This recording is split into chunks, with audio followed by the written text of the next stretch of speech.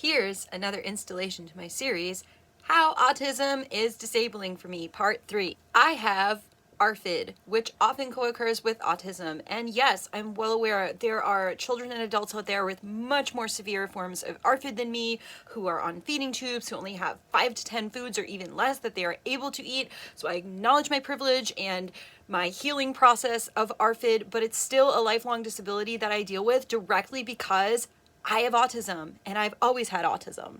Because I have autism, I eat foods on a set routine. I don't have intuitive eating things that I do in my recovery where I'm like, ooh, I want this food. On the rare occasion that happens, that's awesome. But it's not my typical. It's like, okay, Monday lunch, I have this. Monday dinner, I have this. And that works for me because it gives me predictability in my routine and less executive function and demand with decision making. That would be all well and good, but I have a partner who doesn't have ARFID and doesn't want to eat on a routine and has every right to want to explore food and eat different things and not have to make such intensive decisions about food. And I will seriously ask this dude, hey, what are we eating on Monday or on Wednesday for a Friday night hangout? And he obviously does not know because most people who are not autistic like me and do not have these struggles don't think about these things in detail. But of course, I do. Today is my partner's birthday and I want to be accommodating. So I am just smiling and nodding and saying, yes, whatever you want to eat.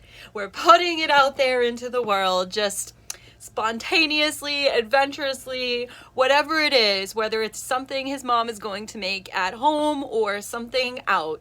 And most people just do that in relationships to make decisions around food and eating less stressful and be accommodating. I am so stressed out about this, even though it is the right thing to do. Again, I am just doing this because it's my partner's birthday. Unfortunately for my partner, I give him a hard time about this. Every single week, I have to go to my dietitian and talk about it and get recommendations for things that I can prepare.